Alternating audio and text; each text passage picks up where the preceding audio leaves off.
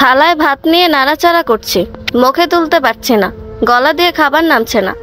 বাইরে থেকে নিজেকে শক্ত দেখালো, মন পোড়ার গন্ধে মস্তিষ্ক আচ্ছন্ন হয়ে আছে।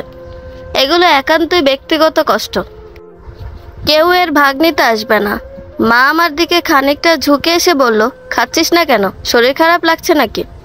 না, শরীর খারাপ না, এমনিতেই কিছু ভালো লাগছে না, খেতে ইচ্ছে করছে না। এক্ষুনি তো বললি ভাত দাও। বলেছিলাম, কিন্তু এখন সত্যিই খেতে পারছি না, জোর করো না।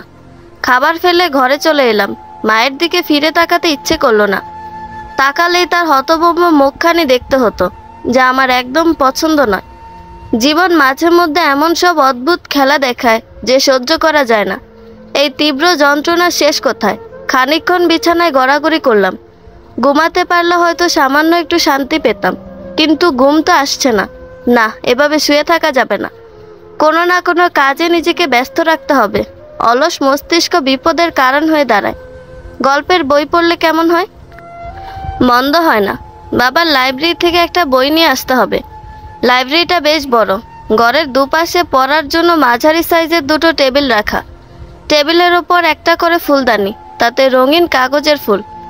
এই জিনিসটা দেখলেই বোঝা যায় বাবা কতটা শৌখিন মানুষ। মা জানালার পাশে টেবিলে বসে কিছু একটা লিখছে খুব মনোযোগ দিয়ে, এবং বারবার চোখ মুছছে।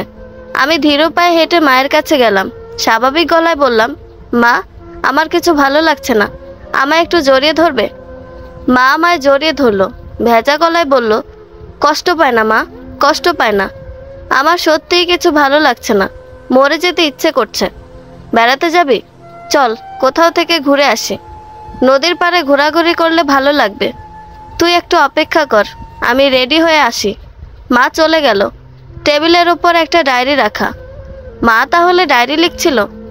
মায়ের হাতের লেখা খুব সুন্দর, গোটা গোটা অক্ষর, লাইনগুলোও বেশ সোজা সোজা।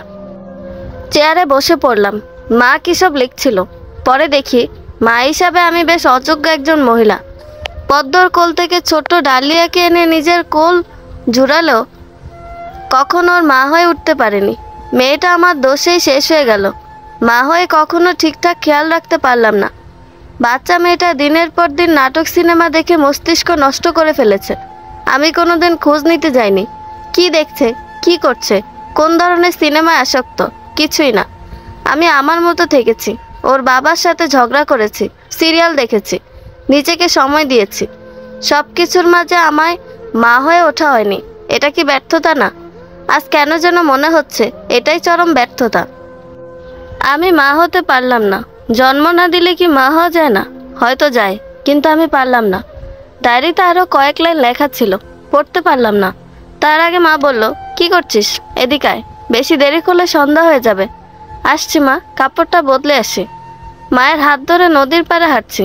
শান্ত নদী স্নিগ্ধতা ছড়াচ্ছে। নদীর এই স্নিগ্ধতা আমায় স্পর্শ করতে পারছে না। কোন আগুনে মন পুড়েছে এই গানের এই লাইনটা মাথার মধ্যে ঘুরপাক খাচ্ছে। ধরা গলায় বললাম, মা, তুমি কি ডাক্তার সাহেবের চিঠি পড়েছিলে? মা সহজ গলায় বলল, না, মেহেদি আমায় পড়তে নিষেধ করেছিল।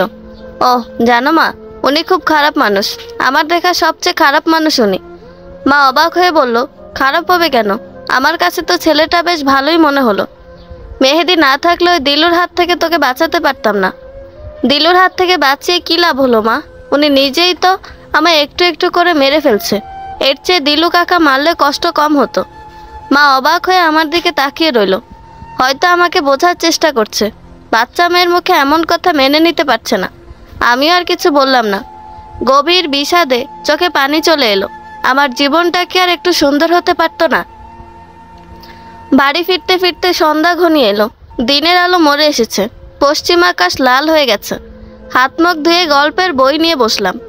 আজকাল গোয়েন্দা গল্প পড়তে খুব ভালো লাগে। বই পড়তে পড়তে কখন যেন ঘুমিয়ে পড়েছিলাম। মা এসে ডেকে তুলল। জড়ানো গলায় বলল, চল, আমাদের যেতে হবে। রাত কয়টা বাজে? এখন আবার কোথায় যেতে হবে? রাত বেশি হয়নি, সবে 9টা বাজে। তনিমাকে পাওয়া যাচ্ছে না, ওকে খুঁজতে যাব। তনিমাকে পাওয়া যাবে না কেন? সে আবার কোথায় গেল? মা শোনো, আমি এখন কোথাও যেতে পারবো না, আমার খুব ঘুম পাচ্ছে। বোকার মতো কথা বলিস না ডালিয়া। তনিমার মা কল দিয়েছিল, ওরা খুব কাঁদছে। তোর বাবাকে আর আমাকে যেতে বলেছে। তোমাদের যেতে বলেছে, তোমরা যাও, আমাকে ঝোলাঝুলি করছো কেন? মা কড়া গলায় বলল, চুপচাপ রেডি হয়ে নাও, তোমার বাড়াবাড়ি অনেক সহ্য করেছি, আর না। কাঁদো কাঁদো মুখে মায়ের দিকে তাকালাম। উনি আমার নিজের মা হলে এমন কড়া কথা বলতে পারতো না নিশ্চয়। প্রায় সারা রাত খোঁজাখুঁজি চলল, তনিমাকে কোথাও পাওয়া গেল না। দারোগা বাবু গম্ভীর গলায় বললেন, চিন্তা করবেন না, চলে আসবে। 24 ঘন্টার আগে মিসিং কেস নেওয়া হয় না। আপনারা অনেক করে বললেন বিদায় আসলাম। আমি বললাম, আমরা বললাম আর আপনি চলে এলেন? এমনটাও তো আগে কখনো শুনিনি। তোমার বয়সে দুনিয়ার সব কিছু শুনে ফেললে তো সমস্যা মা। তোমাদের বলায় সব পুলিশ আসতেন না, তারা 24 ঘন্টা অপেক্ষা করে তবেই কাজ শুরু করতেন। এসেছি কারণ আমারও তনিমার বয়সে একটা মেয়ে আছে, এই কষ্টটা আমি অনুভব করতে পারছি। ও দুঃখিত, কিছু মনে করবেন না। দারোগা সাহেব সুন্দর করে হাসলেন, অসম্ভব কোমল গলায় বললেন, ঠিক আছে মা, তুমিও মনে কষ্ট নিও না। ওনার হাসি আমার কাছে খুব ভালো লাগলো। কারো হাসির সঙ্গে সূক্ষ্ম মিল পাওয়া যায়। কে সেই ব্যক্তি? ডাক্তার সাহেব, পরদিন বিকালে খবর এলো তনিমার লাশ পাওয়া গেছে। তনিমাকে খুব বাজেভাবে হত্যা করা হয়েছে।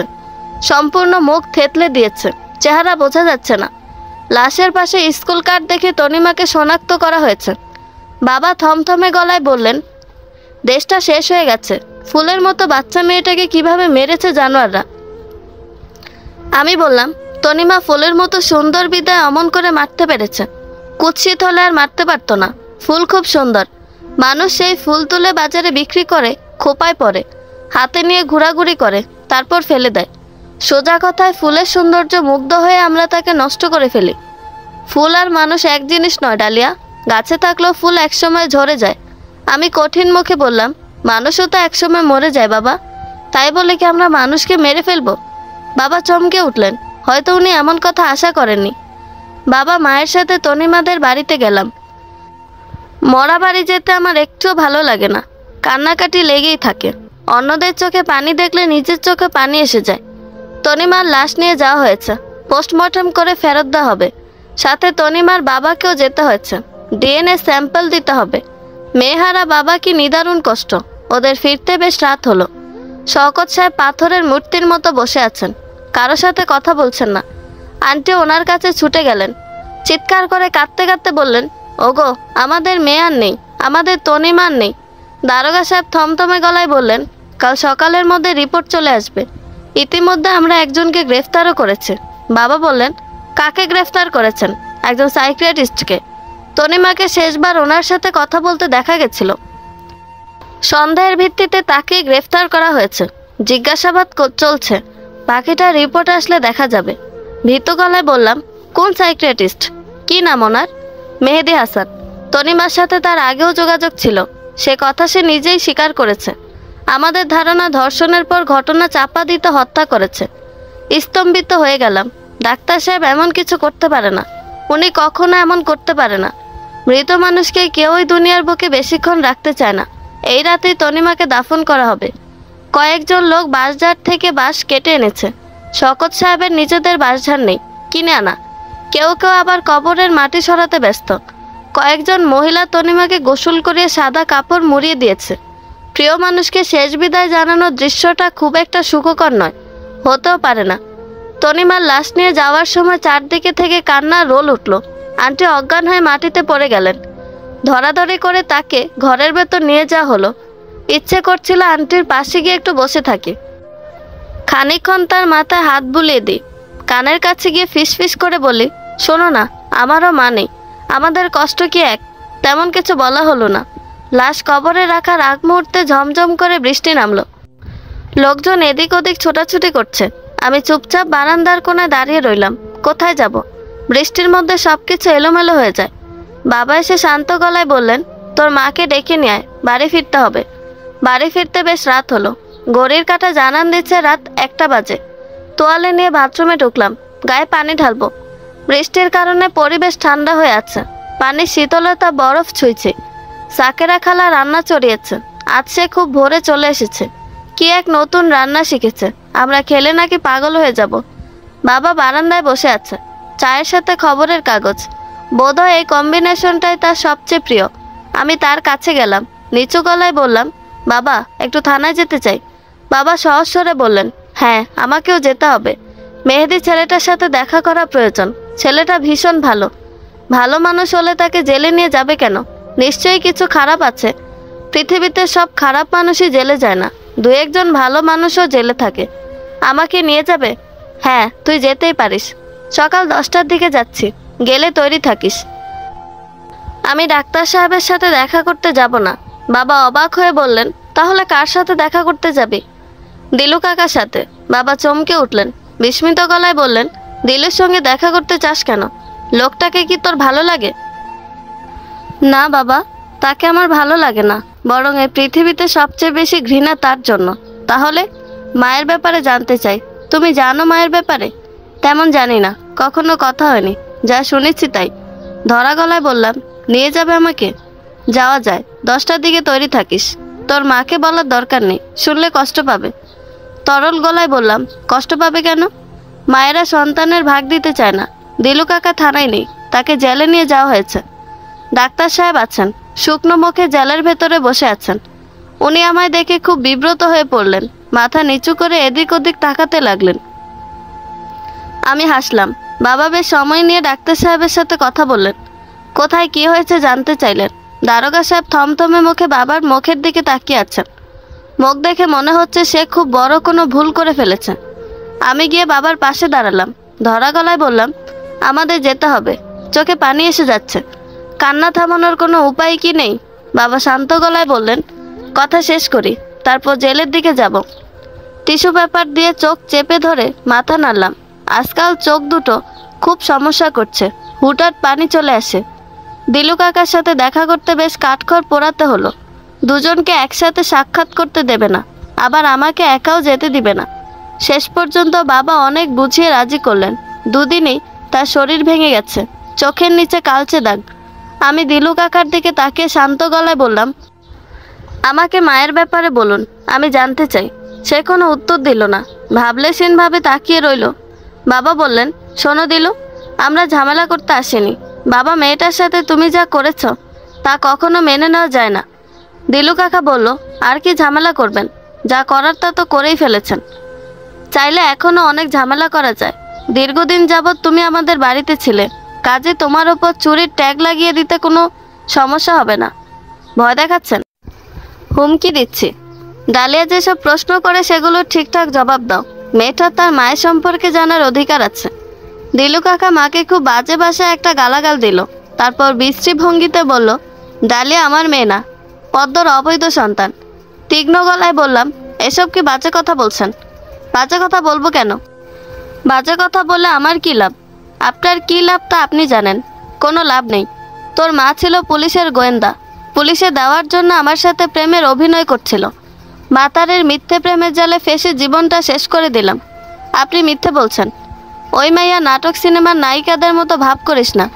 আমি বেশিরভাগ সময় মুভি দেখে কাটাই, কাজে আমার চরিত্রে নায়িকা প্রভাব থাকবে, এটাই স্বাভাবিক। এত ভাব নিয়ে কথা বলিস না। 13 বছর বয়সী মেয়েকে এত পাকনামি মানায় না। 13 বছর খুব কম বয়স নয়। দিলু কাকা হাসলো, গলার স্বর যথাসম্ভব নিচু করে বলল, শোন, তোরা একটা কথা বলি। তোর মা সেদিন মারা যায়নি, আমি নিজের হাতে গলা টিপে মেরে ফেলেছিলাম। মাথার মধ্যে ঝিমঝিম করে উঠল। রাগে কাঁপতে কাঁপতে বললাম, কেন মেরেছিস আমার মাকে? সে আমার কথার জবাব দিল না। একজন পুলিশকে ডেকে বলল, এরা দুজন আমার কেউ না, অহেতুক প্রশ্ন করে বিরক্ত করছে, ওদের বের করে দিন। বাবা সহজ স্বরে বললেন, বের করে দিতে হবে না, আমরা চলে যাচ্ছি। আমি আসতে চাচ্ছিলাম না। বাবা হাত ধরে টানতে টানতে রাস্তায় নিয়ে এলেন। অসম্ভব কোমল গলায় বললেন, দিলু তোকে রাগাতে চাইছে। তোর মায়ের মৃত্যু হয়েছিল রক্তক্ষরণের কারণে, হাসপাতাল থেকে রিপোর্ট করানো হয়েছিল। ও, তোর কষ্ট আমি বুঝতে পারছি মা, কিন্তু কি করার আছে? কিছুই কি করার নেই। যদি ওই লোকটা সত্যি সত্যি মাকে খুন করে, তাহলে তো ওর কোনো শাস্তি হলো না। এত চিন্তা করে না মা, সব ঠিক হয়ে যাবে। মিথ্যা সান্ত্বনা দিও না, আমার সত্যিই কিছু ভালো লাগছে না। মিথ্যা সান্ত্বনা দিচ্ছি না, আমরা আবার কেস করব। পদ্মর খুনের ব্যাপারে দিলু নামে মামলা করব। 13 বছর পরে আদৌ কি সম্ভব? চেষ্টা করে দোষ কি? তুমি আমার জন্য এত কিছু করবে? প্রত্যুত্তরে বাবা হাসলেন, অসম্ভব কোমল হাসি, যেন তাতে এক সমুদ্র স্নেহ মেশানো। মা রান্নাঘরে খুব ব্যস্ত। তনিমাদের বাড়িতে খাবার দেওয়া হবে। আলুর দম, আম দিয়ে পাতলা ডাল আর মুরগির মাংস। শাকেরা খালা বাড়ি যেতে পারছে না, মুখ গোমরা করে কাজ করছে। মা বলল, এখানে ঘুরঘুর করছিস কেন, কিছু লাগবে? না, কিছু লাগবে না, ভালো লাগছে না। বাইরে যাস না? কখন কোথা থেকে কি হয়ে যায়। কি হবে? তনিমাকে দেখছিস না? দিনকাল ভালো না, ঘরে থাক। কথাগুলো বলে মা নিজেই মিয়ে গেল। ব্যস্ত ভঙ্গিতে তরকারি বলক দেখতে লাগলো। চোখে পানি এসে যাচ্ছে। মায়েরা এত ভালো হয় কেন? সন্ধ্যার দিকে তনিমাদের বাড়িতে গেলাম। শোকের পরিবেশ মরে এসেছে। কেউ আগের মতো কাঁদছে না। আন্টি সামান্য কাঁদলেও শব্দ করছেন না। রাতে খাওয়ার সময় দারোগা সাহেব এলেন।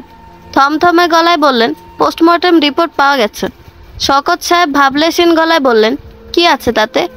যার লাশ পাওয়া গেছে তার সাথে আপনার ডিএনএ মেলেনি। শওকত সাহেব উত্তেজিত গলায় বললেন, তার মানে কি? কি বলতে চাইছেন আপনি? আমার কথা দুইটা অর্থ হতে পারে। এক, লাশটা তনিমার না, আর দুই, আপনি তনিমার বাবা না। শওকত সাহেব কাঁপতে লাগলেন। জড়ানো গলায় বললেন, এসব কি বলছেন?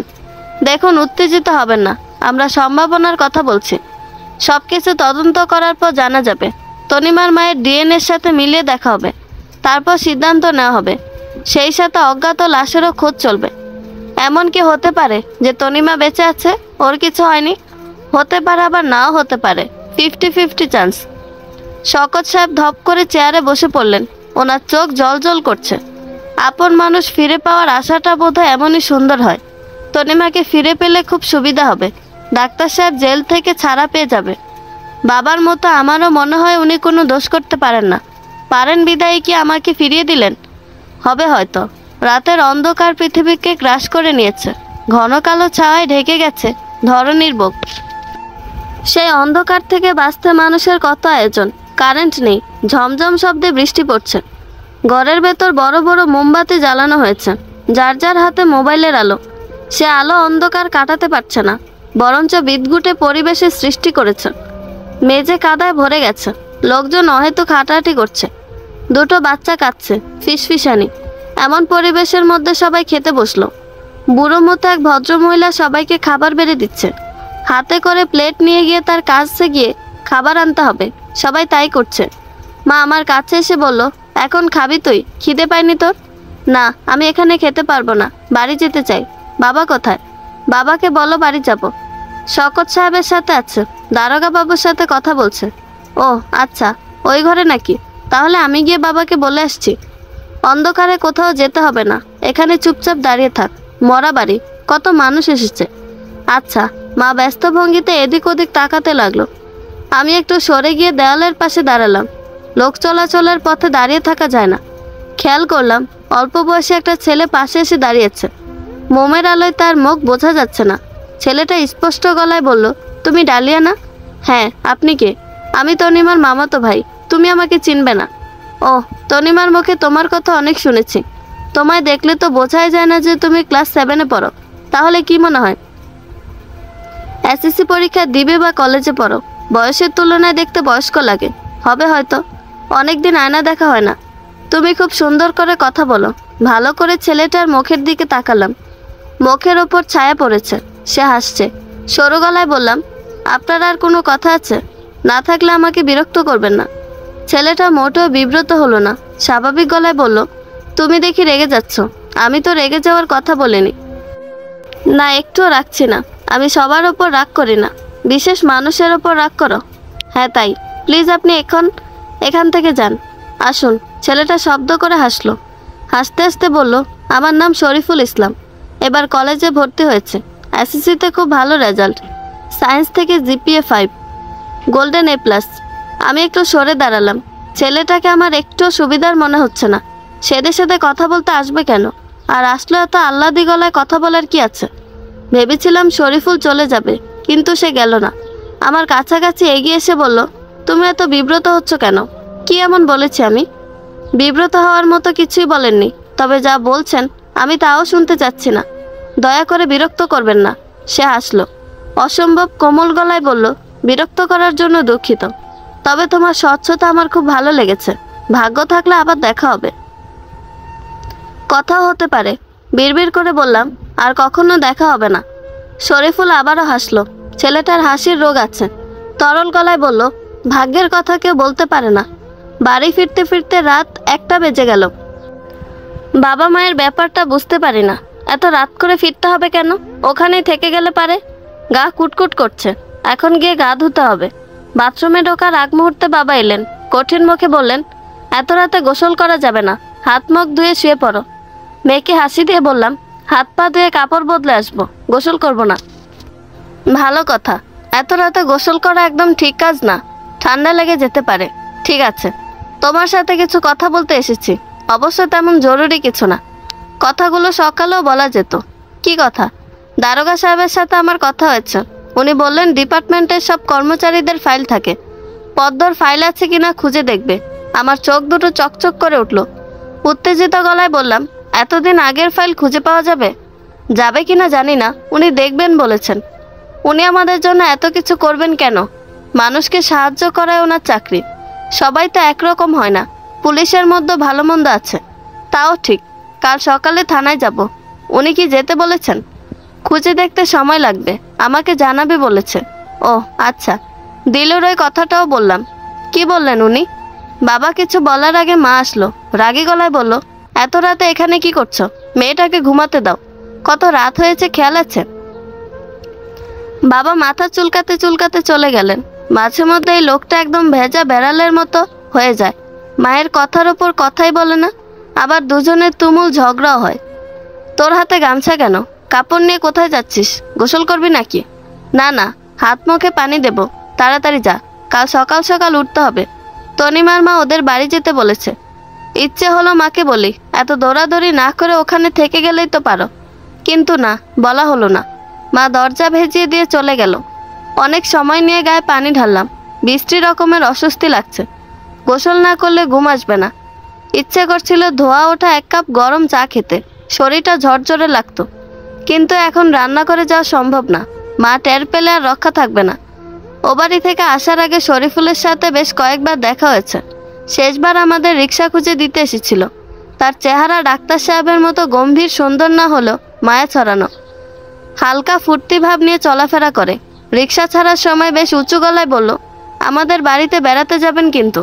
মা কঠিন মুখে বলল, এমন পরিস্থিতি তুমি একথা বলতে পারছো? লাশটা তো তনিমার না।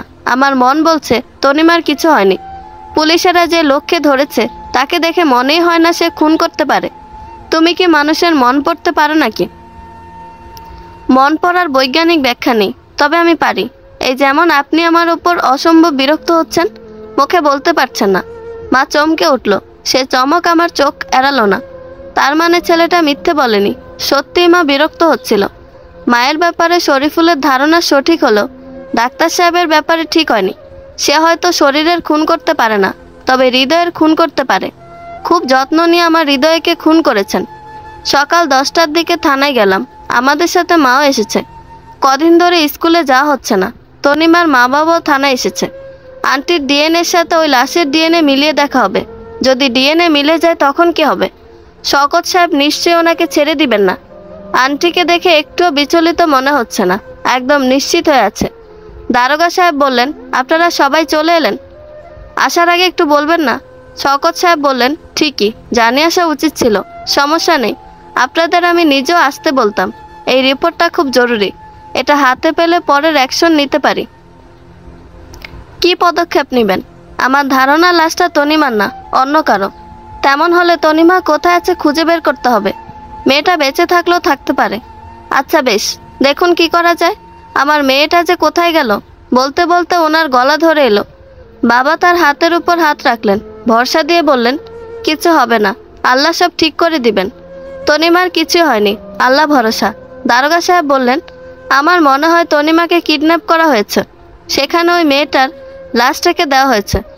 খোঁজ নিয়ে জেনেছি সদর হাসপাতালের মর্গ থেকে কম বয়সে একটা লাশ চুরি হয়েছে। তাছাড়া পোস্টমর্টেম রিপোর্ট বলছে মেয়েটা ডেঙ্গু জ্বরে মারা গেছে, স্বাভাবিক মৃত্যু। তনিমার তো তেমন কোনো লক্ষণ ছিল না। শওকত সাহেব শার্টের হাতায় চোখ মুছলেন, জড়ানো গলায় বললেন, আল্লাহ রে, আমার মেয়েটাকে ফিরিয়ে দেন। আগামী বুধবার দিলু কাকার প্রথম শুনানি, কোর্টে নিয়ে যাওয়া হবে। শুনেছি নিজের পক্ষে উকিল ঠিক করেছেন। বাবাও কম দৌড়াদৌড়ি করছেন না। পুলিশ নিয়ে গিয়ে সে ওজাকে ধরে এসেছেন। সেও নাকি সাক্ষ্য দেবে, খোঁজ খবর চলছে। ডিএনএ রিপোর্ট চলে এসেছে, লাশটা তনিমার নয়, অন্য কারো। হাসপাতাল থেকে চুরি যাওয়া, খুব তাড়াতাড়ি পরিবারের সন্ধান পাওয়া যাবে।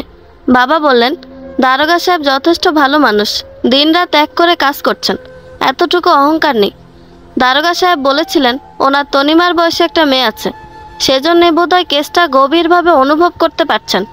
ভালো কথা, তোর মা কোথায়? স্টোর রুম তন্ন তন্ন করে কিসব খুঁজছে, জিজ্ঞেস করতে কিছু বলল না। এই মহিলার ব্রেন মাঝে মধ্যে ঢিলে হয়ে যায়, কি আর করার। এমন সুন্দর বিকেলে ময়লা ঘাটাঘাটি করছে, অসহ্য। মা ময়লা ঘাটাঘাটি করলে তোমার কি? মাকে কি কিছু বলবে বাবা? বিশেষ কিছু না, চা খেতে ইচ্ছে করছিল। সাকের আবু চা বানাতে পারে না, চায়ের ওপর সর ভাসে। কোনোদিন চিনি দিয়ে শরবত বানিয়ে ফেলে, কোনোদিন চিনি ছাড়া তেতো চা। আমি বানিয়ে দেবো বাবা। বাবা অবাক হয়ে বললেন, তুই চাও বানাতে পারিস নাকি? কোথা থেকে শিখলি? চা বানাতে শেখা লাগে নাকি? তুমি বসো, আমি বানিয়ে আনছি। মায়ের রান্নাঘর পরিপাটি করে সাজানো, কোথাও বিন্দুমাত্র ময়লা নেই।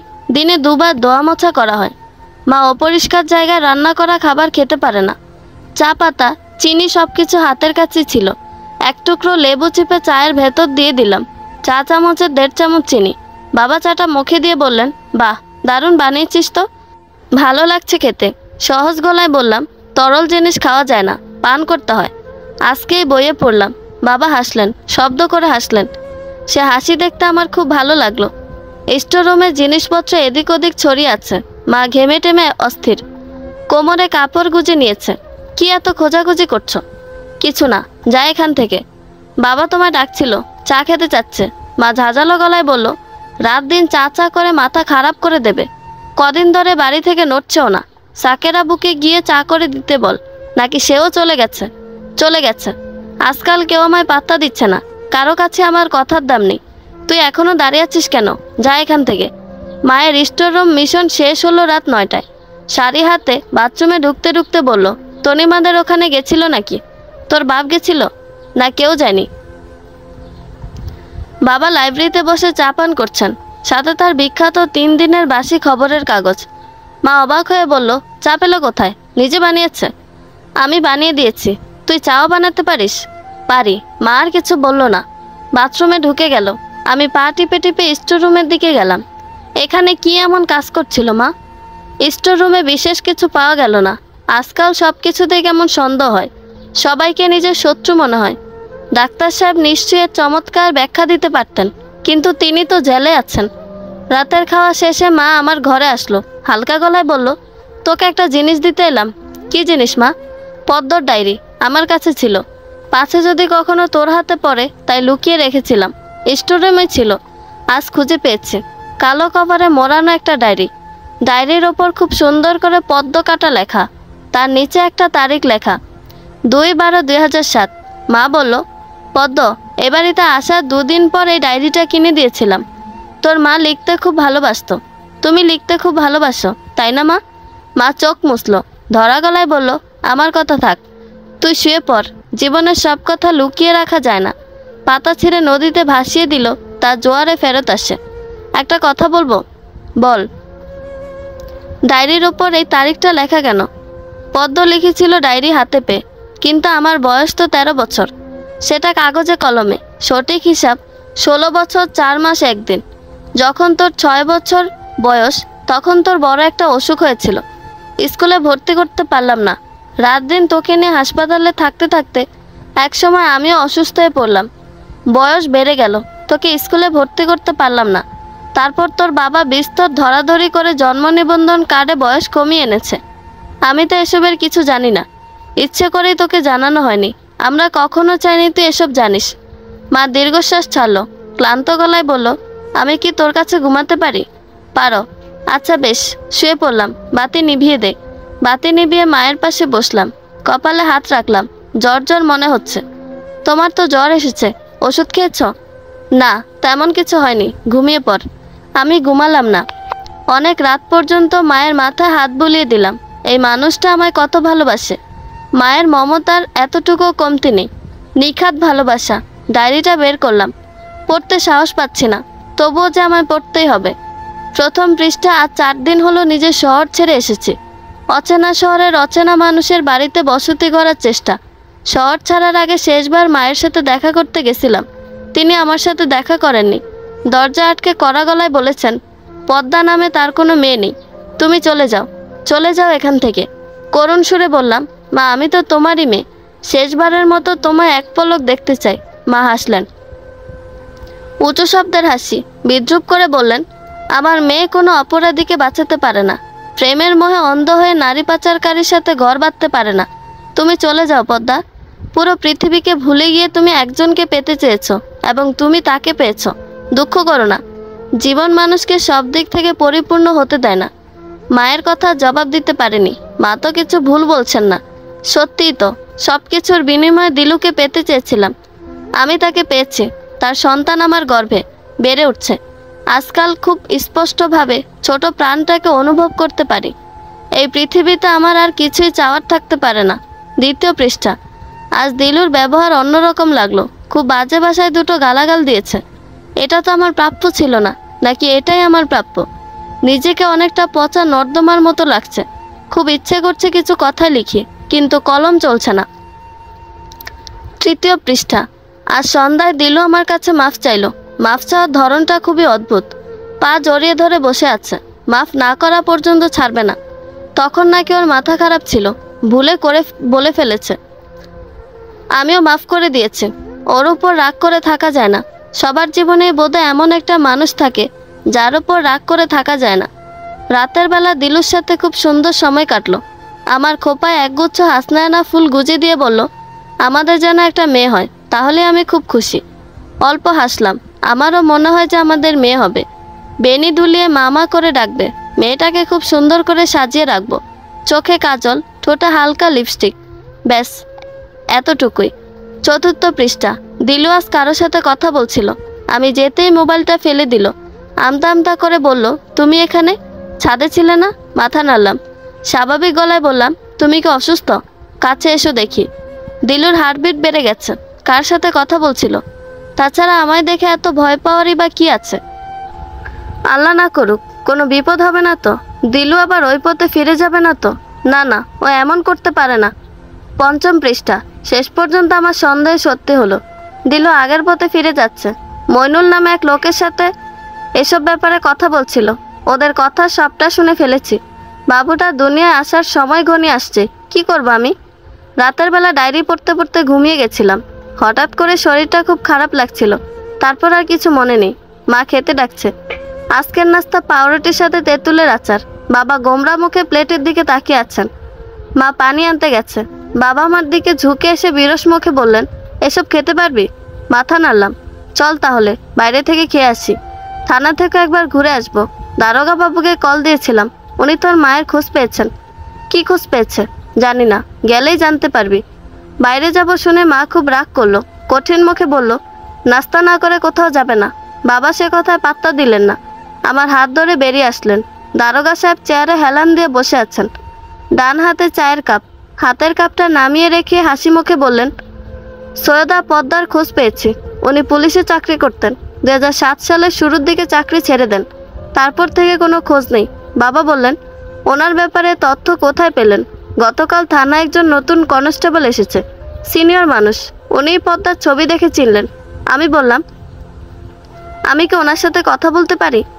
দারোগা সাহেব অসম্ভব কোমল গলায় বললেন, অবশ্যই পারো মা, অবশ্যই পারো। কনস্টেবলের শক্তপোক্ত চেহারা, মস্ত জুলফি, মুখে এক ধরনের কাঠিন্য ভাব আছে। দারোগা সাহেব বললেন, আরিফ মিয়া, এ হচ্ছে ডালিয়া। আপনাকে এর কথাই বলেছিলাম। খুব বুদ্ধিমতী মেয়ে। আপনারা কথা বলুন, আমার একটু কাজ আছে। আরিফ মিয়া মাথা নিচু করে জি স্যার বললেন। তারপর বাবার দিকে তাকিয়ে বিরস গলায় বললেন, আপনারা দাঁড়িয়ে আছেন কেন? বসুন, চায়ের ব্যবস্থা করতে বলি। বাবা ডানে বামে মাথা দোলাতে লাগলেন। এই প্রথমবার তিনি চা খেতে অস্বীকার করলেন। ব্যাপারটা আমার কাছে কেমন অদ্ভুত লাগলো। বাবার তো চা হলে আর কিছুই লাগে না। কি জানি বাপু, মুখোমুখি 3টি চেয়ার। একটাতে আরিফ মিয়া বসে আছেন, অন্য 2টা আমি আর বাবা বসেছি। বাবা সহজ গলায় বললেন, বাইরে কোথাও বসে কথা বললে হয় না? এই চা কফি খেতে খেতে কথা বলা যাবে। আরিফ মিয়া মাথা নাড়ালেন। শান্ত গলায় বললেন, দারোগা বাবু নেই, থানায় থাকা জরুরি। আপনি একবার এখানকার চা ট্রাই করে দেখতে পারেন, মন্দ নয়। বাবা আবারও মাথা দোলাতে লাগলেন। আচ্ছা, আপনি মাকে মানে সৈয়দা পদ্মাকে কিভাবে চেনেন? একসাথে চাকরি করতাম। পদ্মা খুব চঞ্চল স্বভাবের মেয়ে ছিল। তখন সবেমাত্র চাকরিতে যোগ দিয়েছে, কাজের প্রতি অসীম আগ্রহ। ব্যাপারটা চোখে পড়ার মতো ছিল। মা কেমন ছিল, মানে মানুষ হিসেবে কেমন? খুব ভালো নিশ্চয়ই। ভালো মেয়ে ছিল, হাসি মুখে সবার সাথে কথা বলতো। খুব ভালো মেয়ে। মাকে নিয়ে আরও কিছু বলুন। তেমন বিশেষ কিছু আমিও জানি না, তবে হ্যাঁ, শেষবার ওকে একটা মিশন দেওয়া হয়েছিল। মিশন শেষ করার পর চাকরি ছেড়ে দিয়েছে। এরপর থেকে আর খোঁজখবর পাওয়া যায়নি। কি মিশন? নারী পাচারকারীদের একটা চক্রকে ধরতে হবে। বেশ বড় ছিল চক্রটা। ভালো চেহারা ছেলেদের দিয়ে অসহায় মেয়েদের প্রেমের ফাঁদে ফেলতো। কিছুদিন সাধারণ কথাবার্তা, তারপর প্রেমের প্রস্তাব। মেয়েটার আর্থিক সমস্যা থাকলে টাকা পয়সা দিত কিছু, ঘনিষ্ঠ মুহূর্ত কাটাতো, তারপর সুযোগ বুঝে পাচার করে দিত। যেসব মেয়েদের এরা টার্গেট করত তাদের বেশিরভাগ এতিম, মিসকিন, অসহায় অথবা খুব রক্ষণশীল পরিবারের কেউ। এদের নিয়ে থানা পুলিশ হতো না, হলেও খুব কম।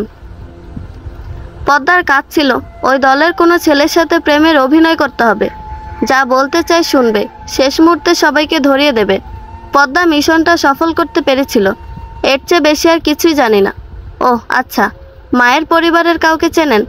তেমন ভালো চিনি না, তবে তুলসী চিনতে পারে। তুলসীকে?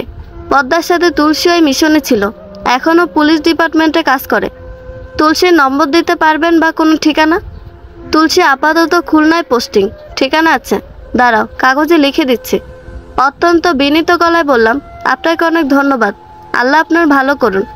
বাবা শান্ত চোখে আমার দিকে তাকিয়ে আছেন। মুখ দেখে মনে হচ্ছে কিছু একটা বলতে চাইছেন, কিন্তু পারছেন না। বাবা কিছু বলবে? বাবা ধরফর করে লাফিয়ে উঠলেন, জড়ানো গলায় বললেন, হ্যাঁ। না কিছু বলবো না, একটু কাজ ছিল আমার। থাক, সমস্যা নেই, তুই কথা বল। আমার কথা বলা শেষ। কি হয়েছে তোমার? কিছু হয়নি, শরীরটা ভালো লাগছে না, মাথা ব্যথা করছে। ভালো একটা ডাক্তার দেখাও। কোনো জিনিস নিয়ে বসে থাকা উচিত না, পরে দেখবি টিউমার হয়ে গেছে। বাবা কিছু বললেন না, অদ্ভুত দৃষ্টিতে তাকিয়ে রইলেন।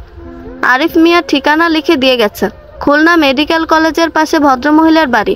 একা থাকে, সময় করে ওনার সাথে দেখা করতে হবে। কিন্তু ওনার কাছ থেকে কি জানতে চাইব? কোন সে সংবাদ যা শোনার অপেক্ষায় বসে আছে? মা তো আর বেঁচে নেই, কখনো আসবেও না। মায়ের কবরটা দেখতে যেতে হবে। বাবাকে বলে দেখব, উনি কি নিয়ে যাবেন? থানা থেকে বের হওয়ার আগ মুহূর্তে দারোগা সাহেব উপস্থিত হলেন।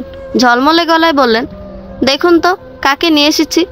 আমি ওনার পিছনে উকি দিলাম। একটা মেয়ে জড়সড় হয়ে দাঁড়িয়ে আছে। এ কি, এ তো তনিমা। উত্তেজিত গলায় বললাম, এ কি তনিমা, তুই কোথায় ছিলে এতদিন? তনিমা কিছু বলল না, মাটির দিকে তাকিয়ে চোখের পানি ফেলতে লাগলো। দারোগা সাহেব বললেন, তনিমাকে নিয়ে ওদের বাড়ি যাচ্ছি, চাইলে আপনারাও যেতে পারেন, সেখানে সব কথা হবে। শওকত সাহেবকে থানাতে ডাকা যেত, কিন্তু ইচ্ছে করছে না। বাবা কোনো কথা বললেন না, আমার হাত ধরে জিপে উঠে বসলেন। আমার বাম পাশে তনিমা বসে আছে। একজন মহিলা পুলিশ ওর হাত ধরে রেখেছে। কেউ কোনো কথা বলছে না। আমি আগ বাড়িয়ে তনিমার হাত চেপে ধরলাম। তনিমা কোনো কথা বলল না। খেয়াল করলাম ওর চোখ দিয়ে ক্রমাগত পানি পড়ছে। আন্টি তনিমাকে দেখে দৌড়ে এলেন, মেয়েকে বুকে জড়িয়ে ধরে অসংখ্য চুমু দিতে লাগলেন। দৃশ্যটা আমার কাছে ভালো লাগলো, খুব ভালো লাগলো। শওকত সাহেব বললেন, তনিমাকে কোথায় পেলেন? আমাদেরকে আগে বলেননি কেন? দারোগা সাহেব বললেন, সে অনেক কথা, দাঁড়িয়ে বলতে পারছি না। বসার ব্যবস্থা করুন, চা নাস্তা আনতে বলুন, মিষ্টি আনতে দিন। দারোগা সাহেবকে খুব উৎফুল্ল দেখাচ্ছে, তার চোখে মুখে বিজয়ের আনন্দ ছড়িয়ে আছে। শওকত সাহেব নিজে গিয়ে চেয়ার নিয়ে আসলেন, পকেট থেকে টাকা বের করে শরীফুলের হাতে দিলেন। বাবা বললেন, এবার বলুন, তনিমাকে কোথায় পেলেন? আর আমাদের কিছু জানালেন না কেন? তদন্তের সুবিধার জন্য আমাদের অনেক কথা লুকিয়ে রাখতে হয়। অপরাধী ধরা না পড়া পর্যন্ত সবাইকে সন্দেহের তালিকায় রাখা হয়, এমনকি মা বাবাকেও সন্দেহ তালিকায় রাখতে হবে। আজকালকার যুগে কোনো কিছু অসম্ভব না। গতকাল নিউজে দেখলাম এক সেনা সদস্য তার বউ আর 1 বছরের সন্তানকে মেরে ফেলেছে। ঘটনা কতটা সত্যি জানা নেই, তবে সত্যি হলে তো বুঝতেই পারছেন মানুষ কোথায় পৌঁছে গেছে। আবার আপনার মেয়ের কথায় চিন্তা করুন, দিলু কিন্তু তার নিজের বাবা ছিল। বাবা একটু মিয়ে গেলেন, বিব্রত হয়ে এদিক ওদিক তাকাতে লাগলেন। শওকত সাহেব বললেন, তনিমাকে কোথায় পাওয়া গেছে? বেনাপুল বর্ডারের পাশে, সম্ভবত ভারতে পাঠিয়ে দিতে চাইছিল। আমি বললাম, 15 মিনিটের মধ্যে বেনাপুল সীমান্ত থেকে বাগেরহাট চলে এলেন? হা, ভালো প্রশ্ন। ওখানের পুলিশেরা তনিমাকে নিয়ে রওনা হয়ে গেছিল, আমি গিয়ে নিয়ে আসলাম। ওনারা সোজা থানায় আসলেন না কেন? ওদের কাজ ছিল, আমি জোর করিনি। থানাটা আমার বাড়ি নয়, ওরাও আত্মীয় স্বজন না। তবে যে যাই বলুক, তোমার গোয়েন্দা হওয়ার সম্ভাবনা ব্যাপক। ইচ্ছে হলে আমাকে বলতে পারো, ব্যবস্থা করে দেব। চোখ মুখ লাল করে মাটির দিকে তাকিয়ে রইলাম। শরীফুল ছেলেটা খুব জোরে জোরে হাসছে। এত হাসির কি আছে? আমি কি গোয়েন্দা হতে পারি না? দারোগা সাহেব বললেন, তনিমাকে মূলত কিডন্যাপ করা হয়েছিল। পুলিশের নজর এড়ানোর জন্য একটা লাশকে ওভাবে ফেলে রাখা হয়েছে। লাশের গায়ে তনিমার জামা কাপড়, স্কুলের আইডি কার্ড এসব রাখা হয়েছিল। এটা এক ধরনের ধোঁকা। এদিকে পুলিশ লাশ নিয়ে ব্যস্ত থাকবে, সেই সুযোগে ওরা তনিমাকে পাচার করে দেবে। পরিকল্পনা ভালোই ছিল, তবে সফল হতে পারল না। আপনি এসব জানলেন কিভাবে? তদন্ত করে জেনেছি। প্রথমে হাসপাতাল থেকে জানানো হয় লাশ চুরি হয়েছে। ওদের বিবরণ শুনে মনে হলো যে লাশটাকে তনিমার ভাবা হচ্ছে। এটা সেরকম। মিলানোর জন্য শওকত সাহেব ও তার স্ত্রী ডিএনএ মিলিয়ে দেখা হলো। তারপর হাসপাতালেও কিছু স্যাম্পল ছিল। লাশটা তো আগেই কবর দেওয়া হয়ে গেছিল, তাহলে কিভাবে মিলালেন? তাছাড়া রিপোর্ট না মিলিয়ে তো লাশ দাফন করতে দিলেন কেন? রিপোর্ট তো ছিল, সেখান থেকে মিলিয়েছি। তুমি তো পাক্কা গোয়েন্দাদের মতো প্রশ্ন করছো। আমি কিছু বললাম না। শওকত সাহেব বললেন, কিভাবে তদন্ত করছেন যদি বলতেন? লাশটা যেখানে ফেলে রাখা হয়েছিল ওই জায়গায় একটু খোঁজখবর করলাম। তনিমা শেষবার ওই সাইকিয়াট্রিস্টের সাথে দেখা করতে গেছিল, তারপর সেখান থেকে বেরিয়ে এসেছিল। ওখানের এক দোকানে সিসি ক্যামেরায় ব্যাপারটা ধরা পড়ে। কাজটা অনেক দ্রুত করেছেন, আপনাকে অসংখ্য ধন্যবাদ। দেরি হলে মেয়েটাকে পাচার করে দিত। আপনার মতো সৎ পুলিশ অফিসার থাকলে সমাজটা পাল্টে যেত।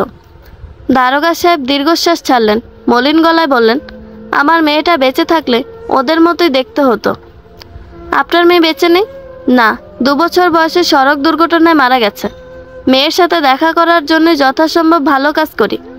আল্লাহর কাছে মাফ চাই, আল্লাহ যেন জান্নাতে আমার মেয়ের সাথে আমাকে মিলিয়ে দেন। বাবা শব্দ করে আমিন বললেন। দারোগা সাহেবের চোখের কোণায় অশ্রু টলটল করছে। পকেট থেকে রুমাল বের করে চোখ মুছলেন। জড়ানো গলায় বললেন, আমি উঠি, কাজ আছে। চলে যাবেন কেন? মিষ্টি আনা হয়েছে, মিষ্টি খান। না থাক, অন্যদিন খাবো। আপনাদের থানায় ডাকা হবে, তনিমাকে নিয়ে চলে আসবেন। কথাগুলো বলে হনহন করে চলে গেলেন। মনে হয় সবাইকে চোখের পানি দেখাতে চান না। উনি খুব কাঁদছেন, ক্রমাগত চোখ মুছছেন। শোকের পরিবেশ নিমিষেই খুশিতে পাল্টে গেছে। শওকত সাহেব উঁচু গলায় হাসছেন, বাবার সাথে নানান গল্প করছেন। বাবা তেমন জবাব দিচ্ছে না, মাঝে মধ্যে মাথা দোলাচ্ছেন। তনিমা আন্টির সাথে ভেতরে গেছে, গোসল করবে। তনিমাদের দরজার পাশে একটা টিউলিপ গাছ। গাছটা দেখতে ভারী সুন্দর লাগে। গাছে ছোট একটা কলি ফুটেছে। এগিয়ে গিয়ে কলিটাকে ছুঁয়ে দেখলাম। শরীফুল পেছন থেকে উঁচু গলায় বলল, ফুল পছন্দ করো? না, পছন্দ করি না। শরীফুল ব্রুকুসকে বলল, ফুল পছন্দ করে না এমন মেয়ে আছে নাকি? জানি না, বলতে পারবো না। তুমি আমার সাথে এমন ব্যবহার করো কেন? কেমন ব্যবহার করি? তাছাড়া আমার সাথে আপনার কদিন কথা হয়েছে? আজ নিয়ে 2 দিন। তুমি চাইলে এই কথা অনেক দূর এগোতে পারে। আমি চাচ্ছি না। কেন চাচ্ছ না? কেন? আমি কি দেখতে খারাপ? জানি না, খেয়াল করে দেখিনি।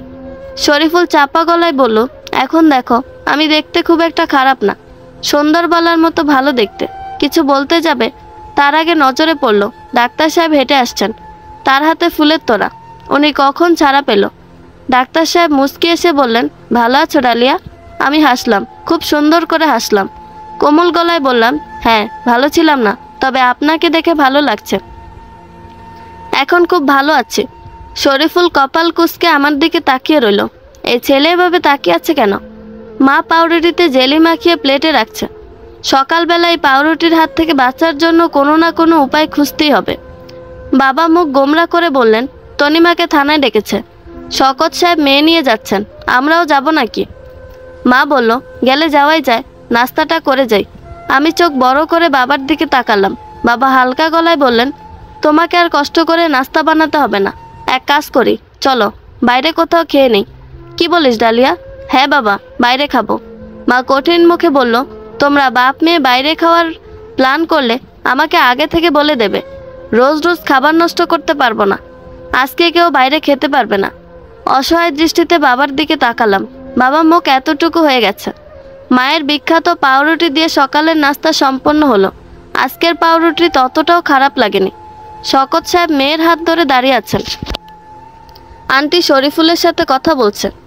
শরীফুল খুব হাত নাড়ছে। এই ছেলেটা কেন ওদের পিছনে লেগে থাকে কে জানে। বাবা বললেন, আপনারা এখনও থানার ভেতর ঢোকেননি? শওকত সাহেব বললেন, না, আপনাদের জন্য অপেক্ষা করছিলাম। একসাথে গেলে ভালোই হয়। আচ্ছা বেশ, চলুন। দেরি করলে দারোগা সাহেব রেগে যেতে পারেন। দারোগা সাহেব রুকুসকে আমার দিকে তাকিয়ে আছেন, যেন আমার মুখের মধ্যে কারো ছায়া দেখতে পাচ্ছেন। আন্টি বললেন, দারোগা সাহেব একটু তাড়াতাড়ি করুন। তনিমাকে নিয়ে বেশিক্ষণ থানায় থাকতে চাই না। আপনাদেরকে এখানে বসিয়ে রেখে গল্প করার কোনো ইচ্ছেই আমার নেই। তনিমার কাছ থেকে অপহরণের বিষয়টি জানতে হবে বিধায় আপনাদের ডাকা হয়েছে, বিনা কারণে গল্প করার জন্য ডাকিনি। আন্টি একটু মিয়ে গেলেন। শওকত সাহেব বললেন, তনিমাকে যা জিজ্ঞেস করুন, তবে একটু খেয়াল রাখবেন, বুঝতেই তো পারছেন বাচ্চা মেয়ে। জি বুঝতে পারছি। তনিমা, তুমি মাঝের চেয়ারটায় বসো। তনিমা চেয়ার টেনে বসলো। তার মুখ ভাবলেশীল, আমার দিকেও খুব একটা তাকাচ্ছে না। দারোগা সাহেব অসম্ভব কোমল গলায় বললেন, তনিমা, তুমি সুস্থ আছো? মন ভালো আছে তোমার? তনিমা মাথা সূচক মাথা নাড়ল। চাপা গলায় বলল, জি, আমি ঠিক আছে। এ কদিনের কথা মনে আছে তোমার? কিছু কিছু মনে আছে, সব মনে নেই। সব কিছু মনে থাকাটা কাজের কথা না। তারপর বলো, তুমি শেষবার কোথায় ছিলে? কে তোমার কাছে এসেছিল? শেষবার আমি স্কুলে ছিলাম। স্কুল ছুটির পর ভাবলাম ডাক্তার সাহেবের সাথে দেখা করে ওনাকে ধন্যবাদ জানিয়ে আসি। দুঃস্বপ্ন দেখা ঠিক হয়ে গেছে। এই কথাটা বললে হয়তো উনি খুব খুশি হবে। হঠাৎ করে ডাক্তার সাহেবকে ধন্যবাদ দেওয়ার ইচ্ছে হলো কেন? কেউ কি তোমায় বলেছিল? হ্যাঁ তো, ক্লাসের দিদিমণি বললেন, কেউ আমাদের উপকার করলে তাকে ধন্যবাদ জানানো উচিত। কৃতজ্ঞতা স্বীকার করা আদর্শ মানুষের একটা গুণ। তারপর তখন আমার মনে হলো ডাক্তার সাহেব আমার অনেক বড় উপকার করেছেন। এ কদিন একবারও দুঃস্বপ্ন দেখিনি, তাই ওনাকে ধন্যবাদ দিতে গেছিলাম। কিভাবে গেছিলে? প্রথমে স্কুলের সামনে দোকান থেকে দুটো চকলেট কিনলাম। তারপর একটা রিক্সা ঠিক করলাম। রিক্সাওয়ালা কাকা এই গরমে চাদর দিয়ে মুখ ঢেকে রেখেছিল। তুমি তার কাছে জানতে চাওনি কেন উনি চাদরে মুখ ঢেকে রেখেছিলেন? চেয়েছিলাম। বলল অনেক ধুলো, মাস্ক আনতে ভুলে গেছে, তাই চাদর দিয়ে মুখ ঢেকে রেখেছেন। তারপর তারপর উনি অনেক কিছু জিজ্ঞেস করলেন। কোথায় থাকি, কিসে পড়ি, বাড়িতে কে আছে, সব কিছু। তুমি ঠিক ঠিক জবাব দিয়েছিলে। হ্যাঁ। তারপর তারপর উনি আমাকে ডাক্তার সাহেবের চেম্বারের সামনে নামিয়ে দিলেন। আমি ভাড়া দিতে গেলে নিলেন না। বললেন, টাকা লাগবে না, তুমি যাও। কখনো এমন কাজ করবে না। মানুষ পরিশ্রম করে টাকার জন্য। তোমার কাছে টাকা থাকার পরেও যদি কেউ বিনামূল্যে কাজ করে দিতে চায়, তাহলে তার উদ্দেশ্যে সমস্যা থাকতে পারে। ব্যাপারটা যাচাই করে নেবে। তনিমা মাথা নাড়ল। দারোগা সাহেব শান্ত গলায় বললেন, তারপর কি হলো? তারপর ডাক্তার সাহেবের চেম্বারে গেলাম। উনি একাই বসেছিলেন। কথা বললাম, চকলেট দিলাম। ডাক্তার সাহেব আমাকে ভীষণ বকা দিলেন। কেন বকা দিলেন? একা এসেছি কেন সেজন্য। তারপর তারপর ডাক্তার সাহেব নিজে এসে একটা রিক্সা ঠিক করে দিলেন। ওনাকে ভাড়া দিয়ে বললেন, সোজা বাড়িতে নামিয়ে দেবে। আমার সময় নেই, সেজন্য যেতে পারছি না। তুমি বাড়ি গেলে না কেন? ওই রিক্সায় কিছু দূর যাওয়ার পর আগের রিক্সাওয়ালাকে দেখলাম। উনি দাঁড়িয়ে দাঁড়িয়ে আইসক্রিম খাচ্ছিলেন। আমাকে ডেকে দাঁড় করালেন, আইসক্রিম কিনে দিলেন। তারপর তারপর জানতে চাইলেন আমি কোথায় যাচ্ছি। বললাম, বাড়ি যাচ্ছি। কিন্তু তুমি তো বাড়ি গিয়েছিলে না, কোথায় গিয়েছিলে? আমার একটা কলম কেনার দরকার ছিল, তাই মোড়ের মাথায় এসে রিক্সাওয়ালা ছেড়ে দিলাম। এই বলে যে দোকান থেকে কলম কেনার পর হেঁটে চলে যাব। সামনে আমার বাড়ি। রিক্সাওয়ালা আমায় নামিয়ে দিয়ে চলে গেলেন। অবশ্য বারবার জিজ্ঞেস করছিলেন একা যেতে পারবো কিনা। আমি বললাম, পারবো। কখনো এমন কাজ করা উচিত না। নির্দিষ্ট জায়গায় যাওয়ার পরই রিক্সা থেকে নামা উচিত, বিশেষ করে তোমার মতো বাচ্চা মেয়েদের। আজকাল মানুষের দুনিয়া নেই, পিশাচের দুনিয়া হয়ে গেছে। যাই হোক, তারপর বলো। আমি কলম কিনে ফিরছিলাম, তখন ওই চাদরে মুখ ঢাকা রিক্সাওয়ালা কাকু আবার এলেন। বললেন, তোমার শরীর খারাপ দেখাচ্ছে, চলো বাড়ির সামনে নামিয়ে দিয়ে আসি। আমারও মাথাটা ঝিমঝিম করছিল, তাই রাজি হয়ে গেলাম। তবে উনি বাড়ির দিকে গেলেন না, উল্টো পথে যেতে লাগলেন। তখনও তুমি কিছু বলনি? বলেছিলাম। উনি বললেন, দোকান থেকে বাজারের ব্যাগ নেবেন। তারপর আর কিছু মনে নেই। অজ্ঞান হয়ে গেছিলে বোধহয়। যখন জ্ঞান ফিরল তখন আমি হাসপাতালে। আমার পাশে একটা মহিলা ক্রমাগত কাঁদছিল। ওনাকে আমি চিনতে পারছিলাম না। অনেক লোক মিলে কাজটা করেছে। তারপর কি কিছু মনে আছে? হ্যাঁ, মহিলা নিজেকে আমার মা বলছিল। আমি সব বুঝতে পারলেও কথা বলতে পারছিলাম না। মুখের মধ্যে কাপড় ঢোকানো ছিল, তারপর মাস্ক পরা, কেউ বুঝতেও পারছিল না। এক পর্যায়ে মহিলাটা আমাকে ধরে নিয়ে হাঁটতে শুরু করলেন। পাশের বেডের এক মহিলা বলল, কোথায় যান? উনি বলল, টেস্ট করিয়েছিল সেই রিপোর্ট আনতে। এরপর উনি আমাকে নিয়ে হাসপাতালের পিছনে চলে আসে, তারপর একটা গাড়িতে তুলে নিয়ে যায়। গোটা সময় তুমি কারো কাছে সাহায্য চাইতে পারোনি? কোনো প্রকার ইশারা বা কিছু? না, পারিনি। আমার কেমন অদ্ভুত লাগছিল, আর মুখের মধ্যে তো কাপড় দেওয়া ছিল। এরপর কোথায় নিয়ে গেছিল জানি না। দারোগা সাহেব দীর্ঘশ্বাস ছাড়লেন, তরল গলায় বললেন, মানুষ যে কবে মানুষ হবে। শওকত সাহেব বললেন, এত কিছু হয়ে গেল, কোনো মানুষ ঠিক পেল না? শওকত সাহেব, আজকাল মানুষ নিজেদের নিয়ে খুব ব্যস্ত। হাসপাতালে সবার রোগী থাকে, নিজেদের দেখে সময় পায় না। তবুও অনেকে খুব বিনয়ী হয়, সাহায্য করে, কিন্তু অতটা খেয়াল করার সময় পায় না। বাবা বললেন, আপনি ভুল বলছেন। হাসপাতালে সবাই খুব ভালো হয়, অনেক পরোপকারী। তা হয় ঠিক, কিন্তু কত সময়? আমার নিজের দেখা আছে, হাসপাতাল থেকে কাপড় চুরি হচ্ছে, মোবাইল চুরি হচ্ছে। ভালো কিছু দেখিনি? অবশ্যই দেখেছি। এক রোগী অন্য রোগীর হাত ধরে বেডে পৌঁছে দিচ্ছে, অন্য রোগীর লোক এসে মাথায় পানি দিয়ে দিচ্ছে। ভালো কাজের আড়ালে খারাপ কাজগুলো চাপা দেওয়া যায় না, দুটোই পাশাপাশি থাকে। শওকত সাহেব প্রসঙ্গ পাল্টে বললেন, তনিমাকে খুঁজে পেলেন কিভাবে? খোঁজখবর নিয়ে দেখেছি, পুলিশটা অনেক জায়গা থেকে খবর পায়। আপনি কি বলতে চাইছেন না? না, আপাতত বলতে চাচ্ছি না, কিছু মনে করবেন না। শওকত সাহেব মাথা দোলাতে লাগলেন। থানা থেকে বেরিয়ে একটা রেস্তোরাঁয় গেলাম। বাবাই নিয়ে এলেন সবাইকে। শরীফুল আমার দিকে তাকিয়ে ক্রমাগত হাসছে। বিষয়টা আমার ভালো লাগছে না। জীবনে প্রথমবার যাকে ভালো লেগেছিল সে খুব বিশ্রীভাবে আমায় প্রত্যাখ্যান করেছে। প্রথমে আমার আবেগকে প্রশ্রয় দিয়েছে, বাড়ি পর্যন্ত গিয়ে দিলু কাকার কাছে বিয়ের প্রস্তাব দিয়েছিল। তারপর হঠাৎই ওনার মনে হলো আমার বয়স কম, অল্প বয়সী মেয়েকে বিয়ে করতে পারবেন না।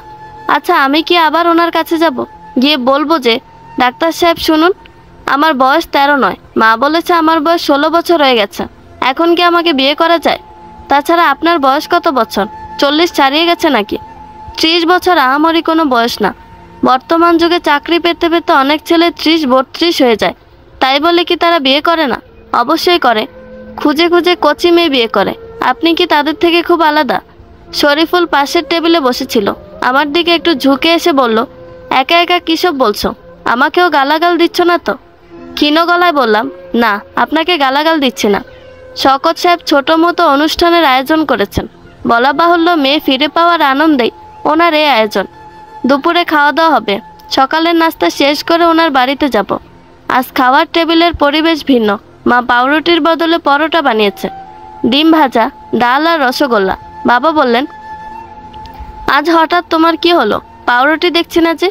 আমি বাবার দিকে তাকিয়ে হাসলাম। মা বলল, সকাল সকাল পাউরুটি খেয়ে তোমার অভ্যাস হয়ে গেছে, ওটা পরিবর্তন করা দরকার। তাই এসব কি তুমি বানিয়েছো নাকি হোটেল থেকে নিয়ে এলে? মা গলার স্বর পরিবর্তন করে বলল, আমি কি রান্না জানি না নাকি? জানো, খুব জানো। মা হাসলো, বাবাও হাসছেন। সুখী পরিবারের দৃশ্য। তবুও আমার সাথে দৃশ্যটা ভালো লাগলো না, কেমন যেন লোক দেখানো মনে হলো। সত্যি বলতে ভালো কোনো জিনিস আমার ভালো লাগে না। আচ্ছা, আমি মানসিক রোগী নয় তো? পৃথিবীর ভালো জিনিসগুলোকে ভালো মনে করতে পারি না? সব কিছুতেই সন্দেহ হয়। কেন হয়? এমন চলতে থাকলে আস্তে আস্তে পাগল হয়ে যাব নিশ্চয়ই। বাবা আমার কানের কাছে মুখ নিয়ে বললেন, এত কি ভাবছিস? তাড়াতাড়ি কর, যেতে হবে তো। ও হ্যাঁ, খাচ্ছি। ডিম ভাজায় লবণের ছিটে ফোঁটা নেই, তবুও খেতে মন্দ লাগছে না, ভালো লাগছে। মা এখানে নেই, রান্নাঘরে গেছেন। চাপা গলায় বললাম, বাবা একটা কথা বলবো। বাবা পরোটা ছিঁড়তে ছিঁড়তে বললেন, কি কথা? আমি একটু তুলসীর সাথে দেখা করতে চাই। উনি মায়ের ব্যাপারে অনেক কিছু জানতে পারেন। কি হবে দেখা করে? পদ্মা তো আর নেই। বুকের মধ্যে ধক করে উঠল। ধরা গলায় বললাম, তবুও। বাবা কিছু বলতেন, কিন্তু মা আসছে দেখে থেমে গেলেন। মা বলল, সকাল 9টার মধ্যে ও বাড়িতে থাকতে হবে। আপা বারবার করে বলে দিয়েছে আমাকে, 2বার কলও দিয়েছে। বাপ মেয়ে তাড়াতাড়ি খাওয়া শেষ করো। তনিমাদের বাড়িটা খুব সুন্দর করে সাজানো হয়েছে, অনেকটা বিয়ে বাড়ির মতো লাগছে। শওকত সাহেব কারণে অকারণে ছোটাছুটি করছে। শরীফুল ওনার পিছন পিছন দৌড়াচ্ছে। মা আন্টির কাছে গেছেন, বাবা সামনের দিকে বসে আছে। ঘরের মধ্যে অনেক লোক, এত লোকজন আমার ভালো লাগে না। তনিমাদের পুকুর পাড়টা বেশ সুন্দর, খানিকটা নিরিবিলি জায়গা। পুকুরের পানি পচে গেছে বিধায় কেউ এদিকে আসে না।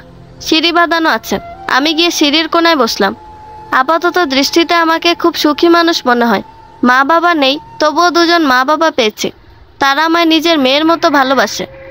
দিলু কাকার কাছে চলে যাওয়ার পরও তারা আমায় প্রত্যাখ্যান করেনি, আদরে আগলে নিয়েছে। আমার খুব কৃতজ্ঞ থাকা উচিত, কিন্তু আমি তা পারছি না। কেন পারছি না তাও বুঝতে পারছি না। পুকুরের পানি পচে সবুজ হয়ে গেছে, হয়তো শৈবাল জন্মেছে।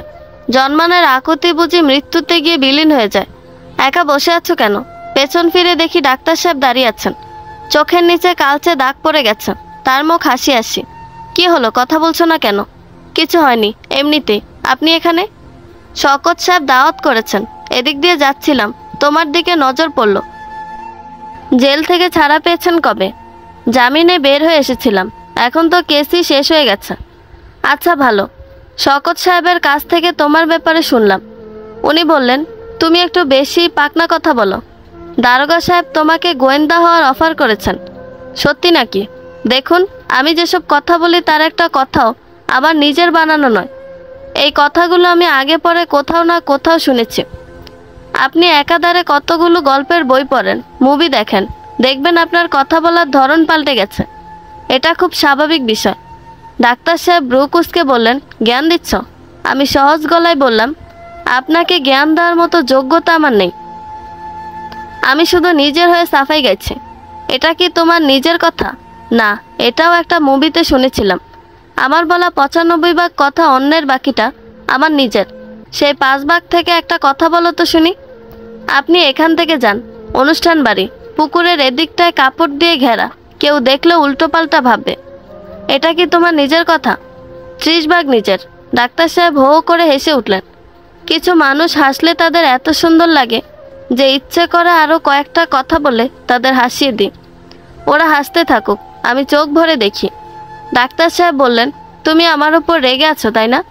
না, আমি আপনার উপর রেগে নেই। রাগ করার মতো কিছুই হয়নি।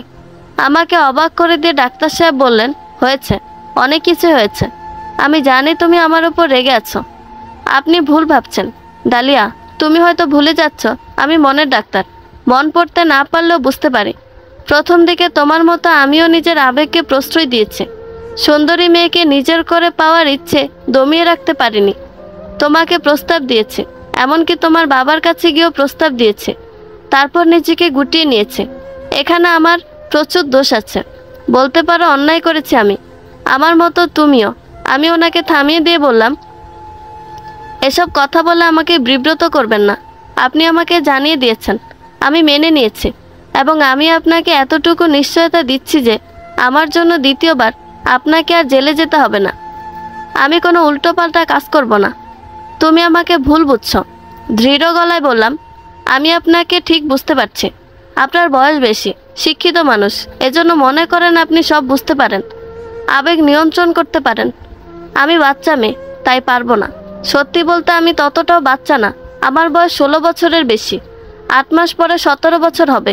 কাজে আমাকে বাচ্চা ভাবা ভুল। 16 বছর বয়সেও মানুষ বাচ্চাই থাকে। যাই হোক, এটা কি তোমার নিজের কথা? না। ডাক্তার সাহেব কিছু বলতে যাবে, তার আগে শওকত সাহেব আসলেন।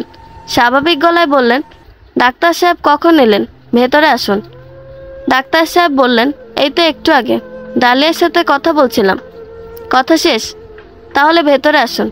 ডাক্তার সাহেব ওনার সাথে চলে গেলেন। শরীফুল দাঁত খিচিয়ে বলল, ওই ডাক্তারটাকে আমার সুবিধার মনে হয় না। কি বলছিল তোমাকে? আমি বললাম, কিছু বলছিল না। তাছাড়া ওনাকে আমার খুব একটা অসুবিধারও মনে হয় না। উনি আমার ডাক্তার ছিলেন। ওহ, জানতাম না। পৃথিবীর সব জিনিস যে আপনি জেনে যাবেন, ব্যাপারটা এমন না। শরীফুল হাসল, লজ্জামাখা হাসি। দেখতে ভালো লাগলো না। দুজন পুরুষের কি অদ্ভুত বৈপরীত্যে। খাওয়া দাওয়ার পর্ব শেষ হতে বিকেল হয়ে আসলো। বাবা বললেন, ডালিয়ার মা শোনো, তুমি এখানে কিছুক্ষণ থাকো, আমি ডালিয়াকে নিয়ে একটা জায়গায় যাচ্ছি, সন্ধ্যার আগে চলে আসব। মা বলল, কোথায় যাবে? সুজন সাহেব আসবে। মা কিছু আর জিজ্ঞেস করলেন না। সুজন সাহেব বাবার সাথে মাছের ব্যবসা করেন। বাবা সুজন সাহেবের সাথে দেখা করলেন না। আমাকে নিয়ে খুলনার বাসে উঠে বসলেন। সরু গলায় বললেন, তুলসীর সাথে দেখা করতে যাচ্ছি। আমার কথা হয়েছে। কি কি জানতে চাইবে ঠিক করে নাও। বেশিক্ষণ থাকতে পারবো না। আমি অবাক হয়ে বাবার দিকে তাকালাম। বাবার মুখ ভাবলেশীন। তুলসী আন্টি বেশ আন্তরিক।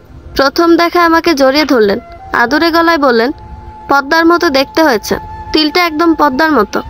বাবা বললেন, কিছু অর্ডার করুন, রেস্তোরাঁ এসে চুপচাপ বসে থাকতে ইচ্ছে করে না। আন্টি কিছু অর্ডার করলেন না, ব্যাগ থেকে একটা বক্স বের করতে করতে বললেন, ডায়েট করছি, আপনারা খান। আমি বললাম, একটা কথা বলবেন। শশায় কামড় দিতে দিতে উনি বললেন, কি কথা মা? মায়ের দিলু ছাড়া অন্য কারোর সাথে সম্পর্ক ছিল নাকি? একদম না, শুধু দিলুর সাথেই সম্পর্ক ছিল। আপনি নিশ্চিত জানেন? হ্যাঁ, নিশ্চিত জানি। দিলু আমাকে বলেছিল মায়ের অন্য কারোর সাথে সম্পর্ক আছে। মিথ্যে বলেছে, কারোর সাথে সম্পর্ক ছিল না, বরং ওই দিলুটাই খারাপ ছিল। আমি ছোট করে আচ্ছা বললাম। বুকের উপর থেকে পাথর নেমে গেছে, এখন নিজেকে হালকা লাগছে। খুলনা থেকে ফিরতে ফিরতে রাত হয়ে গেল। তুলসী আন্টি খুব ভালো মানুষ, আসার আগে আমাকে কতগুলো ফুল কিনে দিলেন। বাবা আমায় নিয়ে সোজা বাড়ি ফিরলেন না, অন্য কোথাও নিয়ে গেলেন। মসজিদের পাশে সারি সারি কবর। বাবা ভাঙাচোরা একটা কবরের দিকে হাতের ইশারা করে বললেন, এটা তোমার জন্মদাত্রী মায়ের কবর। কবরের দিকে তাকালাম না, তাকালাম বাবার মুখের দিকে। বাবার মুখে ল্যাম্পপোস্টের আলো এসে পড়ছে, সে আলোয় তাকে খুব সুন্দর দেখাচ্ছে। আমার জীবনে দেখা সবচেয়ে সুন্দর মানুষ, শুধু চেহারার দিক থেকে নয়, মনের দিক থেকেও সুন্দর, খুব সুন্দর। এই মানুষটা কেন আমার নিজের বাবা হলো না? আল্লাহ কি আমায় ওনার সন্তান বানাতে পারতেন না? আমার স্কুল ব্যাগটা তনিমাদের বাড়িতে ফেলে এসেছিলাম। কোথাও গেলেই জিনিসটা সবসময় আমার সাথে থাকে। ব্যাগের মধ্যে ছোট্ট একটা চিরকুট পেয়েছি, তাতে সুন্দর করে ভালোবাসি লেখা, সাথে একটা মোবাইল নম্বর। বুঝতে বাকি রইল না এটা শরীফুলের কাজ। ছেলেটার হাবভাব আমার একটুও সুবিধার মনে হয় না, সারাক্ষণ আঠার মতো পেছনে লেগে থাকে। মায়ের মোবাইলটা নিয়ে বাগানে চলে এলাম। এ সময় কেউ এদিকে আসবে না, মা রান্না করছে, বাবা খবরের কাগজ পড়ছেন। দুজনে নিজের মতো ব্যস্ত। দুবার রিং হওয়ার পর কল রিসিভ হলো। ওপাশ থেকে একটা ছেলে বলল, আমি জানতাম তুমি কল দিবে। কে আপনি? অচেনা মানুষকে কল দিয়েছেন কেন ম্যাডাম? যদি বিপদে পড়েন? চেনা অচেনার কথা নয়, আমার ব্যাগে একটা চিরকুট পেয়েছে, তাতে আপনার নম্বরটা লেখা, তাই কল দিলাম।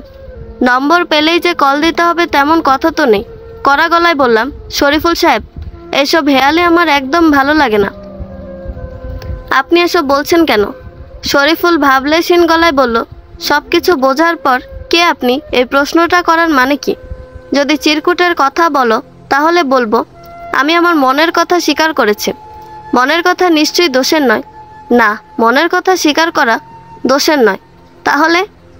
কোনো তাহলে টাহলে নেই। ডালিয়া শোনো, আমি তোমাকে ভালোবাসি, অসম্ভব ভালোবাসি। তোমাকে ছাড়া বেঁচে থাকা মুশকিল হয়ে যাবে। আমি আপনার সাথে একবার দেখা করতে চাই। কোথায় দেখা করতে পারবেন? তোমার স্কুলের সামনে। ঠিক আছে, তোমার স্কুল 10টার দিকে শুরু হয়, আমি 9টার সময় আসব। ভালো থাকবেন। আরও কিছুক্ষণ কথা বলি। কঠিন গলায় বললাম, না। শরীফুল কল কেটে দিল। আজকাল গল্প পড়ার অদ্ভুত নেশা জেগেছে। রাতেও রূপার আংটি নামে একটা গল্প পড়লাম। গল্পের নায়ক নীরব। ছেলেটার কাজকর্মগুলো আমার কাছে খুব ভালো লেগেছে। উদ্ভট স্বভাবের ছেলে, রাস্তায় গল্পের বই পড়তে পড়তে হাঁটে। বাবা নেই, মামার বাড়িতে মানুষ। বড় মামার মেয়ের সঙ্গে বিয়ে ঠিক করা, সব কিছু ভালোই চলছিল। হঠাৎ একদিন হোস্টেল থেকে বাড়ি ফেরার পথে জানতে পারে সেই মেয়ে পালিয়ে গিয়েছে। যাওয়ার আগে একটা চিঠি লিখে রেখে গেছে, নীরবকে সে বিয়ে করতে পারবে না। সেই চিঠি পড়েও নীরব তাকে অবিশ্বাস করতে পারেনি। ভালোবাসার মানুষকে কতটা বিশ্বাস করলে সব কিছু তুচ্ছ করা যায়, গল্পটা না পড়লে বুঝতেই পারতাম না। প্রেমিকের সঙ্গে পালিয়ে যাওয়া বাগদত্তাকে কেউ এভাবে খোঁজ করতে পারে জানা ছিল না। গল্পটা মানাল নামের একটা মেয়ের লেখা। কি অদ্ভুত নাম! মানাল কারো নাম হয় নাকি? শরীফুল স্কুলের গেটের পাশে দাঁড়িয়ে আছে, তার হাতে দুটো গোলাপ ফুল। প্রেমের প্রস্তাব দিতে ফুল লাগে কেন? শুধু মুখে ভালোবাসি বলা যায় না? কাউকে জিজ্ঞেস করতে হবে? শরীফুল বলল, তুমি এত সহজে রাজি হয়ে যাবে ভাবতে পারিনি। কিসের জন্য রাজি হয়ে যাব? শরীফুল লজ্জা পেয়ে গেল, নিচু গলায় বলল, কিছু না। তুমিও না কিসব প্রশ্ন করে বসো। শরীফুল সাহেব, বলো, বিয়ে করবেন আমাকে? শরীফুল চোখ বড় করে আমার দিকে তাকালো, বিস্মিত গলায় বলল, বিয়ে করব মানে? আপনি তো আমাকে ভালোবাসেন, তাই জানতে চাইলাম বিয়ে করতে পারবেন কিনা। বিয়ে তো নিশ্চয়ই করব, আগে বিয়ের অনুমতি পাই। 21 বছর হতে এখনো অনেক দিন বাকি, বয়স হোক তখন দেখা যাবে।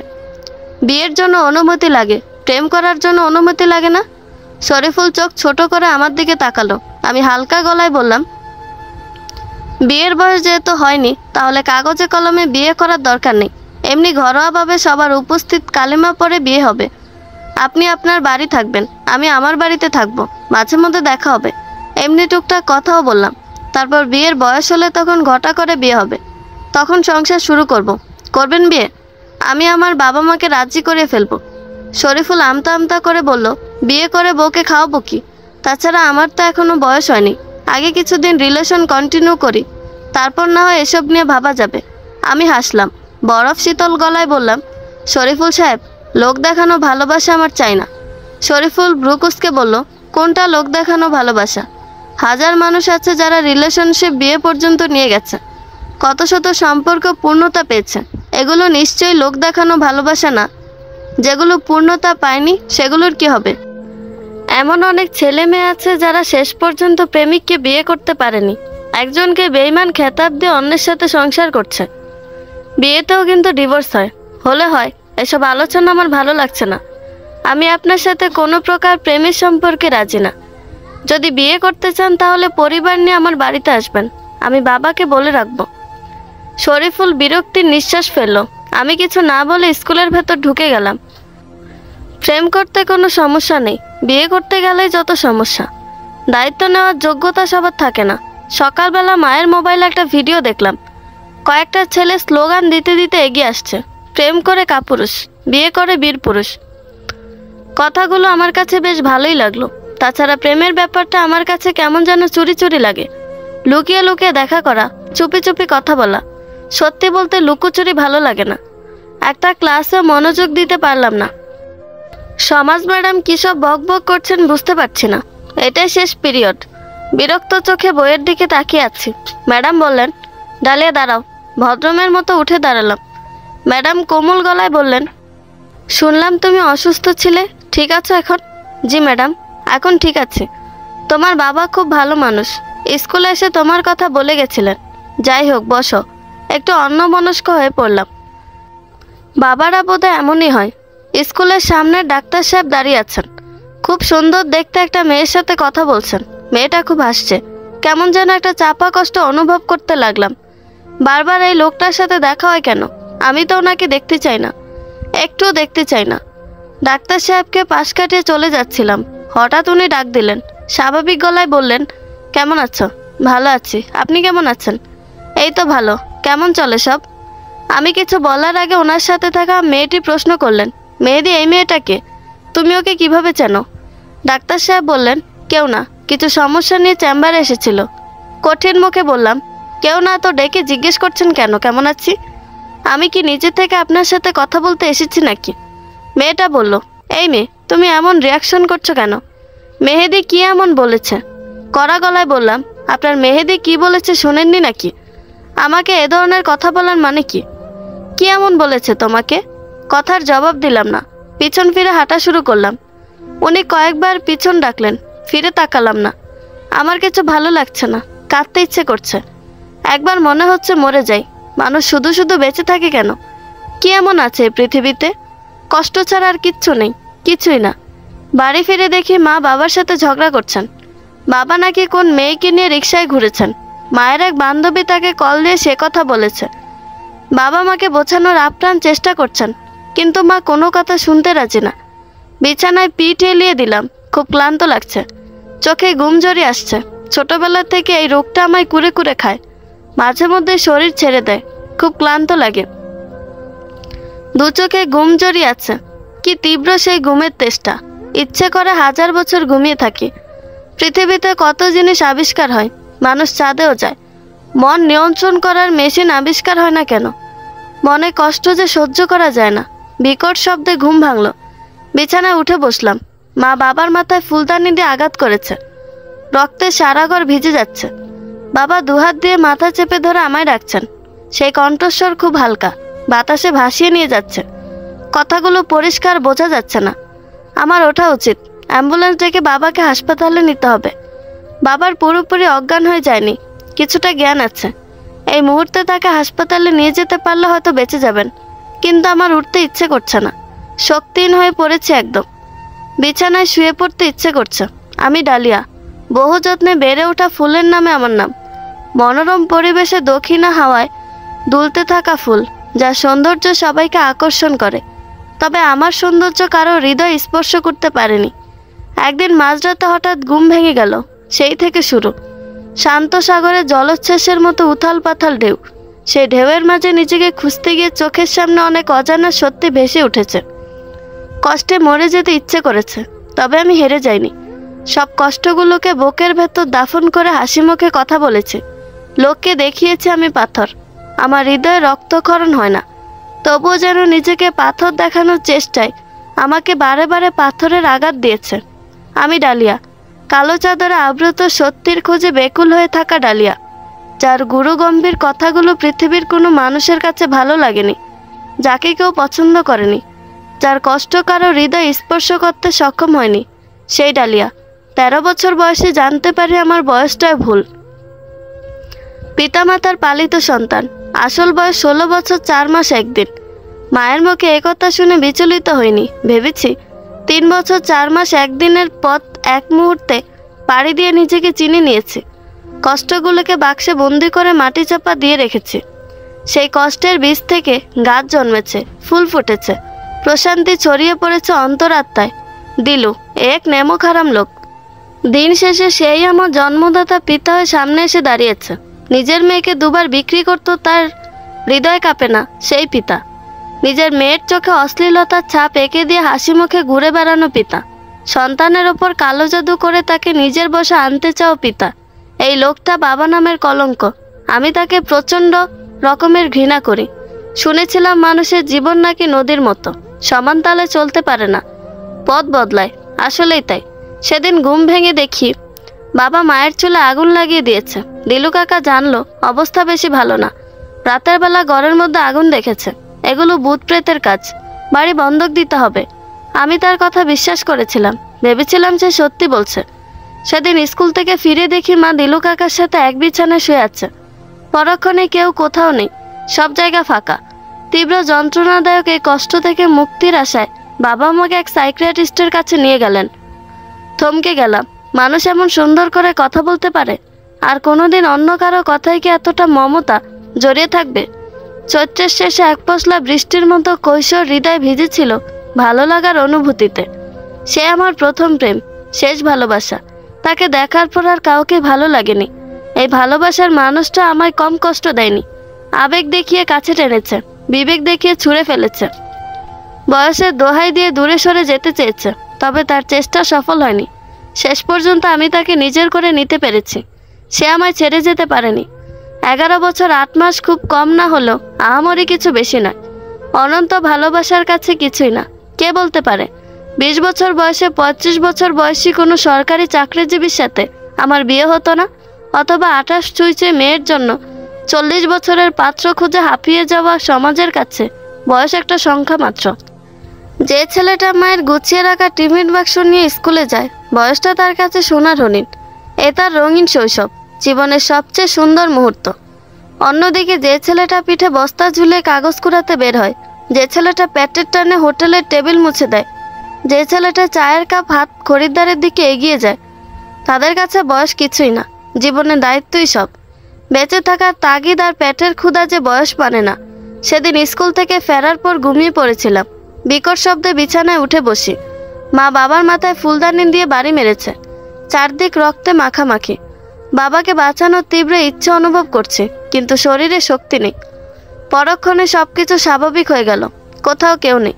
এটা কোনো নতুন সমস্যা না, আগেও আমার সাথে ঘটেছে। বাবাকে সবকিছু খুলে বললাম। তিনি আমাকে এক হুজুরের কাছে নিয়ে গেলেন। হুজুর জানালেন আমার উপর কালো জাদু করা হয়েছে। আমার মাথার চুলে গিট দিয়ে বাড়ির মধ্যে পুঁতে রেখেছে। সেই চুল খুঁজে পেতে হবে, তবে এই সমস্যার সমাধান মিলবে। চুল না পেলে তার কিছুই করার নেই। বাবা মা সারা বাড়ি তন্তন করে চুল খুঁজে লাগলেন। আমার অবস্থা তখন খুবই খারাপ। এক নাগারে বমি করছি। ওষুধ ইঞ্জেকশন কোনো কাজ করছে না। বাবা দৌড়ে জেলে গেলেন। দিলু কাকার হাত পা ধরে বললেন, ভাই, আমার মেয়েটার অবস্থা খুব খারাপ। আধুনিক চিকিৎসা কাজে দিচ্ছে না। দয়া করে বল, ওর চুল কোথায় রেখেছিস? তুই যা চাস তাই দেব, দরকার হলে জেল থেকে ছাড়িয়ে নেব। প্রত্যুত্তরে দিলু কাকা বিশ্রী হাসি হাসলো। কুৎসিত মুখে বলল, পদ্মাকে অন্তঃসত্ত্বা নিয়ে এসেছিলাম। না হলে তোকে এই মেয়ের অবৈধ বাবা বলায় কোনো বাধা ছিল না। তোর যা ইচ্ছে ভাবতে পারিস, শুধু বল চুল কোথায় রেখেছিস। বাবা খুব কাঁদছিলেন, করুণ গলায় বলছিলেন, বলে দে ভাই, আমার মেয়েটা মরে যাবে। দারোগা সাহেবও বাবাকে শান্ত করতে পারছিলেন না। বাবার অসহায় কান্না ভেজা মুখটা আজও আমার চোখের সামনে ভাসে। আমি বিশেষ কেউ না, খুব সামান্য একজন মানুষ, তবু আল্লাহ আমার জন্য এত ভালোবাসা লিখে রেখেছে। এত তো প্রয়োজন ছিল না। এর 21 ভাগের 1 ভাগ ভালোবাসা পেলেই তো আমার জীবনটা সুখের হয়ে যেত। জন্ম না দিলেও যে মা বাবা হওয়া যায়, এরাই তার স্পষ্ট প্রমাণ। সেবার দারোগা বাবু অনেক সাহায্য করেছিলেন। চুল পাওয়া গেল বেলি ফুলের টবের মধ্যে। সেই চুল নিয়েও নানান কাণ্ড। জমজমের পানিতে গোসল করানো হলো আমাকে। অনেক নিয়ম তৈরি হলো। সবার আগে আয়াতুল কুরসি পড়ে ঘুমাতে হবে। ফজরের নামাজের পর সূরা নাস আর সূরা ফালাক পড়ে সারা গায়ে ফু দিতে হবে। প্রয়োজনের অতিরিক্ত সময় বাথরুমে বসা যাবে না, সেখানে নাকি খবিশ জিন থাকে। কি বিশ্রী নাম, শুনলে বমি আসে। ওয়াক্থু। মা নিয়ম করে এসব মেনে চলতে লাগলেন। প্রতিদিন গোসলের পানিতে জমজমের পানি মিশিয়ে দেয়, দোয়া কালাম পড়ে ফুদা কর্পূর মিশিয়ে দেয়। সেই সাথে আবার আধুনিক চিকিৎসা, নিয়ম করে হাসপাতালে যাওয়া, রক্ত পরীক্ষা করা, এমনি নানান তালবাহানা। মেহেদি সাহেবও মাঝে মাঝে বাড়িতে আসতেন। কেন আসতেন জানা নেই, কখনো জিজ্ঞেস করা হয়নি। তিনি আমার সাথে দেখা করতেন না, বাবার সাথে কথা বলে চলে যেতেন। আমার পিছনে পানির মতো টাকা খরচ হয়। বাবা মা নিজেদের সব সঞ্চয় খরচ করে ফেলেছিলেন। একসময় আমি সুস্থ হয়ে উঠলাম। বাবা স্বস্তির নিঃশ্বাস ফেলে বললেন, আল্লাহ আমার কথা শুনেছে, এবার সবচেয়ে বড় দায়িত্বটা পালন করতে চাই। সবার জীবনে একটা বিশেষ দিন থাকে, আমার জীবনে আছে। সেদিন বাগানে ছিলাম, শীতল পাটির ওপর বসে গোলাপ ফুলের পাপড়ি ছড়িয়ে থালায় রাখছি। বাবা আমার কাছে এলেন, অসম্ভব কোমল গলায় বললেন, আমি তোর বিয়ে ঠিক করেছি। ছেলেকে তুই চিনিস, মেহেদি। এখন তোর মতামত থাকলে কথা বাড়াতে পারি। আমি কিছু বললাম না, লজ্জায় মাথা নিচু করে রইলাম। বাবা আমার মাথায় হাত বুলিয়ে দিয়ে বললেন, মেহেদি বলেছে সে তোকে খুব পছন্দ করে। প্রথমে আমি রাজি হইনি, ছেলের বয়স বেশি। তারপর মনে হলো বয়স দিয়ে কি হবে, সুখটাই তো আসল। তোকে একবার জিজ্ঞেস করে দেখি, তোর মত থাকলে তখন না হয়। আসলে কি জানিস মা, আক্ষেপ নিয়ে বেঁচে থাকার চেয়ে বড় কষ্ট আর নেই। তোমারও কি আক্ষেপ আছে? বহুদিন হয়ে গেছে মা বাবার সাথে দেখা হয়নি। শুনেছি তারা খুব অসুস্থ। মা আমায় খুব ভালোবাসতো জানিস। আমি না খেলে খাবার খেত না। সেই মাও আমায় ভুলে গেছে। ও বাড়িতে গেলেও আমার সামনে আসে না। আদর্শ প্রেমিক, আদর্শ স্বামী হতে পারলো, আদর্শ সন্তান হতে পারিনি। মলিন গলায় বললাম, জীবনে সব কিছু একসাথে হওয়া যায় না বাবা। বাবা কাঁদছে। মানুষ এত সুন্দর করে কাঁদতে পারে? কাঁদলে নাকি মানুষকে ভালো দেখায় না, এই কথাটা সত্যি নয়। বাবাকে তো খুব সুন্দর লাগছে, যেন কেউ এক নিষ্পাপ বাচ্চার হাত থেকে ফুল কেড়ে নিয়েছে। ফুলের শোকে তার বিরহ। 18তম জন্মদিনে মেহেদির সাথে বিয়ে হয় আমার। 1 শ্রাবণ। চারদিকে মেঘের অন্ধকার, বৃষ্টির ঝিরঝির শব্দ।